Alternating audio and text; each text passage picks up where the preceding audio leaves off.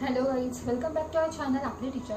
तर आजच्या एपिसोडमध्ये आपण जॉमेट्रिकल कन्स्ट्रक्शनचा सेकंड पार्ट पाहणार आहोत. तर फर्स्ट पार्टमध्ये आपण काही पॉईंट्स कव्हर केले, उरलेले काही पॉईंट्स आपण आजच्या एपिसोडमध्ये कव्हर करणार आहोत. तर फर्स्ट पार्टमध्ये आपण कन्स्ट्रक्शन ऑफ ट्रायंगलचे 2 वेज पाहिले, उरलेले 2 वेज आपण आजच्या एपिसोडमध्ये पाहणार आहोत. त्याचबरोबर congruence of line segment, congruence of angle आणि कॉन्ग्रुएन्स ऑफ सर्कल असे 3 पॉईंट्स आपण आजच्या एपिसोडमध्ये कव्हर करणार आहोत. त्यामुळे व्हिडिओ शेवटपर्यंत पहा आणि व्हिडिओ आवडल्यास व्हिडिओला लाईक आणि चॅनल सबस्क्राईब करायला विसरू नका. तर चला मग व्हिडिओला स्टार्ट करूया.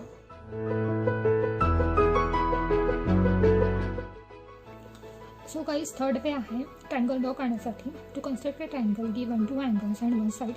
सो आपल्याला 2 अँगल्स दिलेले असतील, ट्रायंगल्स आणि 1 साईड दिलेली असेल. तर आपल्याला क्वेश्चन असा विचारला जातो, construct triangle x Y Z such that angle x is 30 degree, angle Y is 100 degree and length of side Y x is 6 degree. So कोणताही ट्रायंगल पहिला कन्स्ट्रक्ट करताना किंवा ड्रॉ करताना आपण पहिली साईड ही ड्रॉ करून घेणार. सो इथे साईड दिली वाय एक्स जी आहे 6 सेंटीमीटरची. सो आपण स्टार्टिंगला 6 सेंटीमीटरची एक लाईन ड्रॉ करून घेणार. सो ही आहे line segment y x x y जी आहे 6 सेंटीमीटरची. सो आपल्याला अँगल दिला आहे एक्स जो आहे 30 डिग्रीचा. मग आपण 30 डिग्रीचा अँगल प्रोट्रॅक्टरचा यूज करून ड्रॉ करून घेणार. सो हा आहे आपला अँगल एक्स जो आहे 30 डिग्रीचा.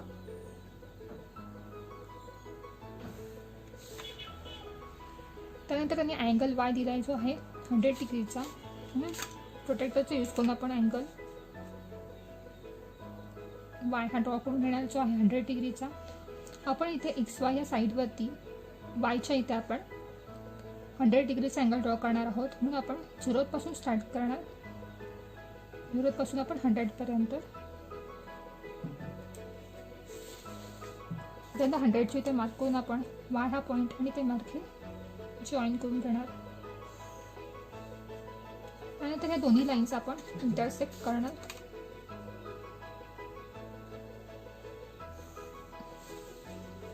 ह्या इंटरसेक्टिंग पॉईंटला आपण नाव देणार Z.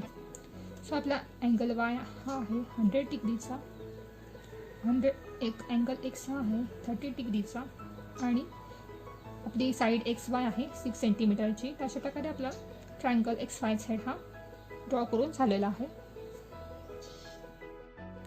So guys, fourth way आहे ट्रायंगल ड्रॉ करण्यासाठी. Construct a triangle given the hypotenuse and 1 side. So आपल्याला ट्रायंगल ड्रॉ करायचा आहे आणि आपल्याला हायपोटेनियस दिला असेल आणि एक 1 साईड दिली असेल. तर आपल्याला इथे राईट अँगल ट्रायंगल हा ड्रॉ करायचा आहे. सो क्वेश्चन असा आहे, draw triangle element such that angle M equal to 90 degree, hypotenuse is 5 centimetre and length of side M N is 3 centimetre. So इथे आपल्याला त्यांनी हायपोटेनियस दिला आहे म्हणजे आपल्याला राईट अँगल ड्रॉ करायचा आहे. त्यांनी राईट अँगल आहे म्हणजे कोणताही एक अँगल हा 90 डिग्रीचा असणार आहे. म्हणजेच इथे त्यांनी अँगल एम हा 90 डिग्रीचा दिलेला आहे. हायपोटेनियसची लेंथ त्यांनी 5 सेंटीमीटर दिलेली आहे आणि length of side M N is 3 centimetre. So आपण साईडची लेंथ आपण आधी ड्रॉ करून घेणार आहे जी आहे 3 सेंटीमीटर. म्हणून आपण पहिल्यांदा साईड एम एन ही ड्रॉ करून घेणार आहे जी आहे 3 सेंटीमीटरची.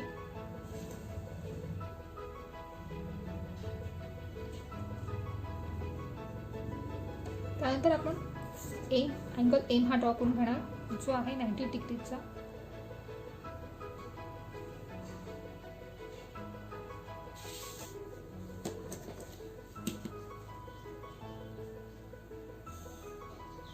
आपला अँगल एम हा ड्रॉ करून झालेला आहे जो आहे 90 डिग्रीचा.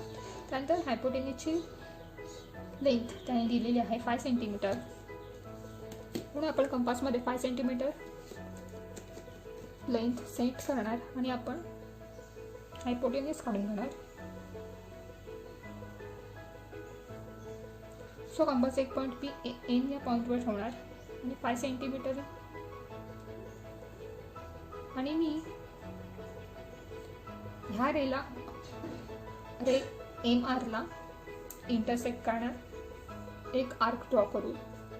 सो या इंटरसेक्टिंग पॉईंट आणि पॉईंट एन मी जॉईन करणार.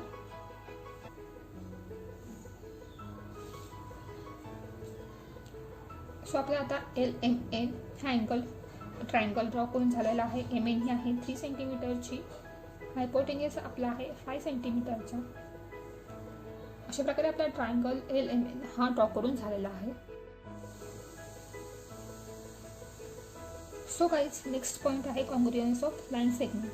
सो एखादी फिगर ही कॉन्ग्रुएन्स आहे असं आपण कधी म्हणतो जर त्याच फिगरसारखी जर दुसरी फिगर असेल आणि ती पहिली फिगर आपण दुसऱ्या फिगरवरती प्लेस केली किंवा ठेवली, जर त्या दोन्ही फिगर ह्या मॅच होत असतील तर आपण म्हणणार की त्या दोन्ही फिगर ह्या कॉन्ग्रुएन्स आहेत.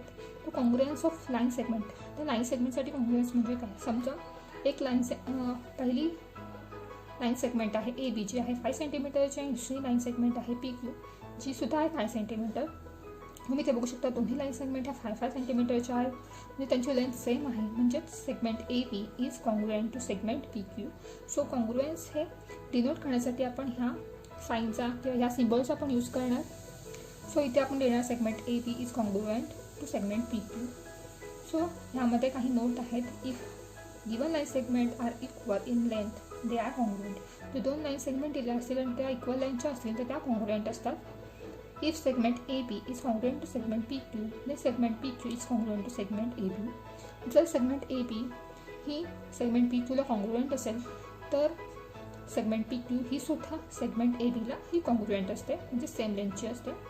थर्ड पॉईंट आहे if segment AB is congruent to segment PQ and segment PQ is congruent to segment MN, then segment MN is congruent to segment AB. म्हणजेच जर segment AB ही सेगमेंट PQ ला congruent असेल आणि segment PQ ही segment MN ला congruent असेल तर segment MN ही पहिल्या सेगमेंटला म्हणजेच सेगमेंट AB ला ही कॉन्ग्रुएंट असेल. म्हणजेच त्या तिन्ही सेगमेंट ह्या सेम लेंथच्या असतील. सो नेक्स्ट पॉईंट आहे कॉन्ग्रुएन्स ऑफ अँगल. तर अँगलमधील कॉन्ग्रुएन्स म्हणजे काय? जर two angles with equal measure are congruent to each other, जर दोन अँगल दिले असतील आणि ते इक्वल मेजरचे असतील तर ते एकमेकांना हे कॉन्ग्रुएंट असतात. तर इथे आपण सपोज करूया की suppose measure of angle PQR is 40 degree. Angle PQR 40 डिग्रीचा आहे आणि अँगल ABC हा सुद्धा 40 डिग्रीचा आहे. म्हणजे दोन्ही